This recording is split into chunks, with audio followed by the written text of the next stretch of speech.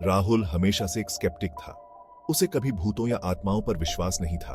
उसके दोस्त अक्सर उसके अविश्वास का मजाक उड़ाते थे, लेकिन राहुल अपने बात पर अड़ा रहा। वो सोचता था कि भूतों की कहानियां सिर्फ बच्चों और भोले भाले बड़ों को डराने के लिए बनाई गई कहानियां हैं, इससे ज्यादा कुछ नहीं। एक अंधेरी रात राहुल देर से घर लौट रहा था।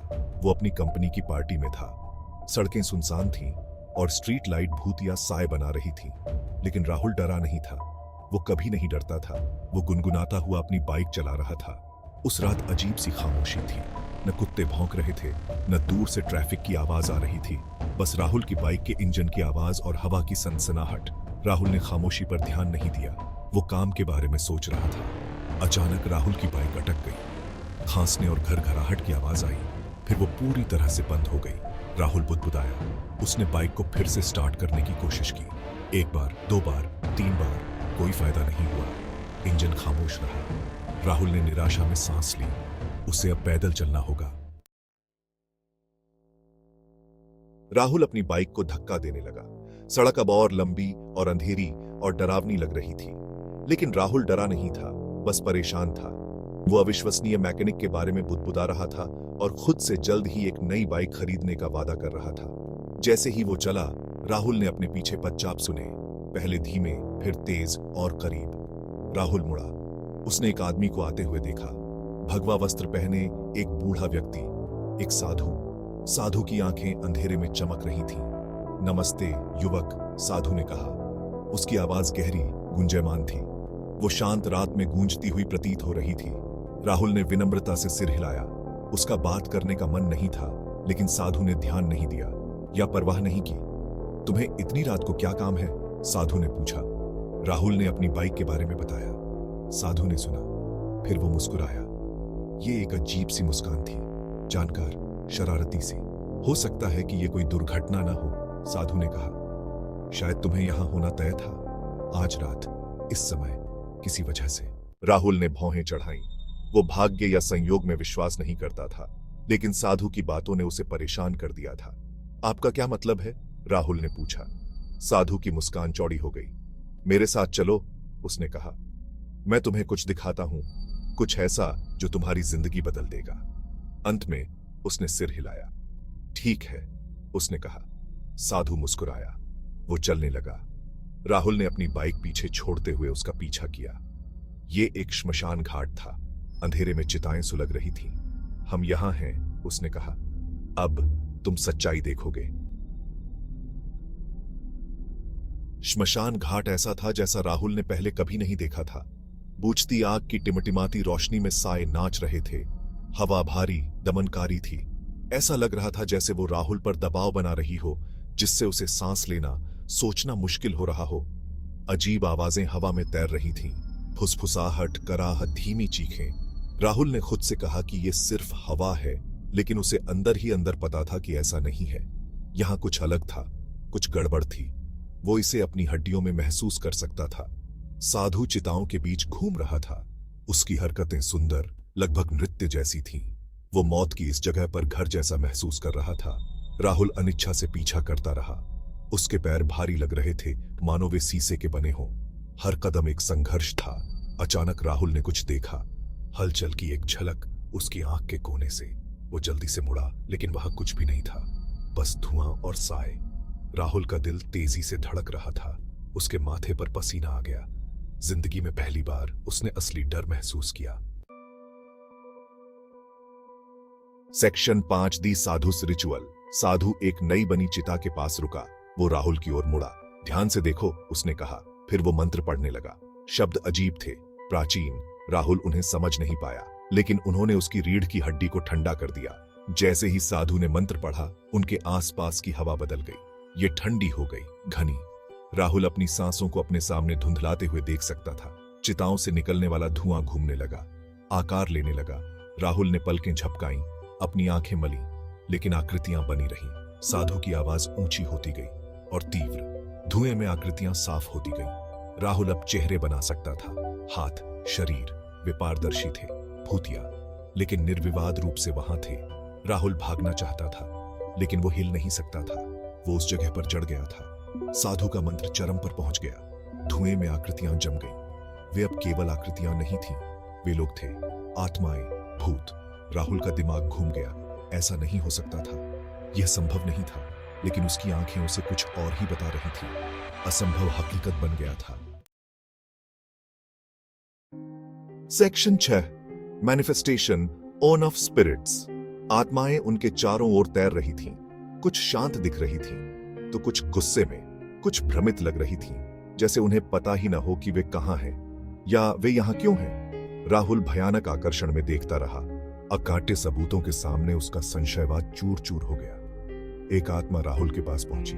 ये एक बूढ़ी औरत थी। उसका चेहरा दयालु था, सौम्य। उसने राहुल की ओर हाथ बढ़ाया।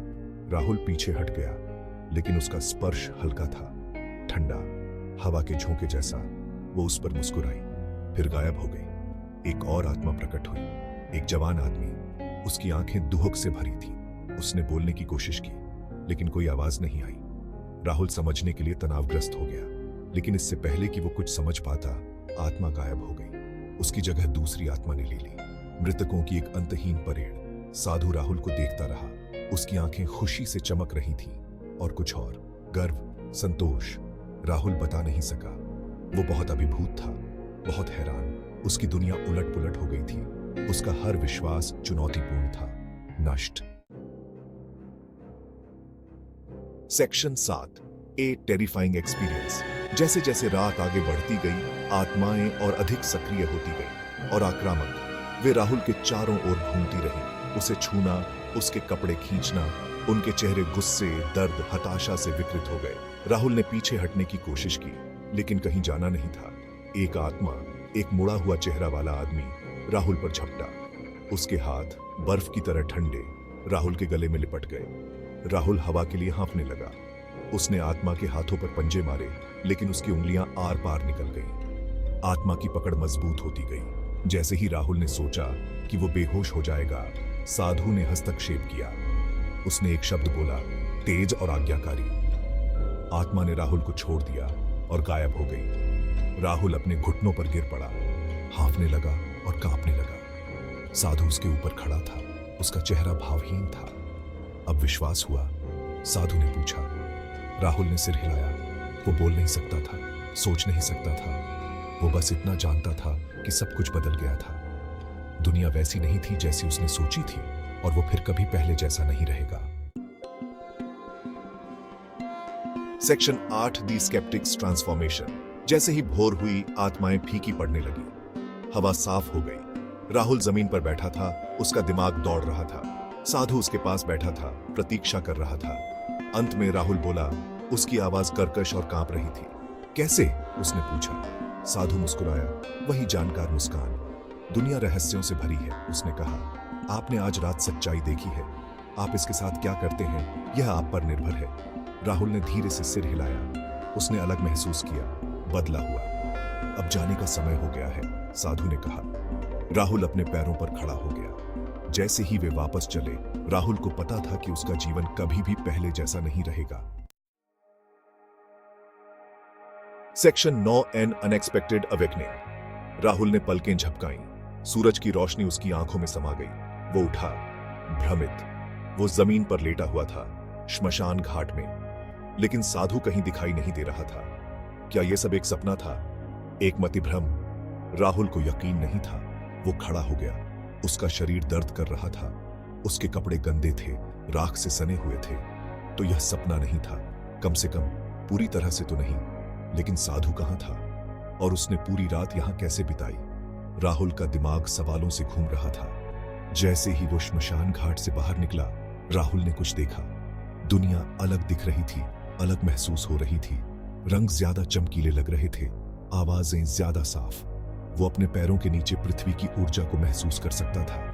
हवा की फुसफुसाहट अब अर्थ रखती थी। राहुल ने सड़क पर वापस अपना रास्ता बना लिया। उसकी बाइक वहीं थी जहां उसने उसे छोड़ा था, लेकिन ये पहली कोशिश में ही स्टार्ट हो गई, जैसे इसमें कभी कुछ गड़बड़ हुई ही ना हो। राहुल ने सिर हिलाया। एक और रहस्य। पिछली रात में उसका सामना कई रहस्यों में से एक था। सेक्शन 10, ए चेंज्ड पर्सपेक्टिव। जैसे ही राहुल घर की ओर बढ़ा, उसने रात की घटनाओं के बारे में सोचा। उन आत्माओं के बारे में जिन्हें उसने देखा था, उस साधु के बारे में जिसने उसे एक छिपी हुई दुनिया दिखाई थी। वो जानता था कि उसका जीवन कभी भी पहले जैसा नहीं रहेगा। वो अब अलौकिक के अस्तित्व को नकार नहीं सकता था, लेकिन इस ज्ञान के साथ जिम्मेदारी भी आई। राहुल जानता था कि वो अपनी पुरानी जिंदगी में वापस नहीं जा सकता, ऐसा दिखावा नहीं कर सकता कि कुछ हुआ ही नहीं। उसने जो सीखा था उसके साथ उसे कुछ करना था, लेकिन क्या? उसे अभी तक यकीन नहीं था, लेकिन वो जानता था कि वो इसका पता लगा लेगा। जब वो घर पहुंचा तो राहुल का परिवार घबराया हुआ था। वे बीमार पड़े हुए थे। राहुल ने माफी मांगी, समझाने की कोशिश की, लेकिन उसने जो अनुभव किया था वो उसका वर्णन कैसे कर सकता था। अंत में उसने बस इतना कहा कि वो रास्ता भटक गया था, एक साहसिक कार्य किया था। ये पूरी तरह से झूठ नहीं था। उस रात जब वो बिस्तर पर लेटा था तो राहुल ने भविष्य के बारे में सोचा। वो जानता था कि उसका रास्ता बदल गया था।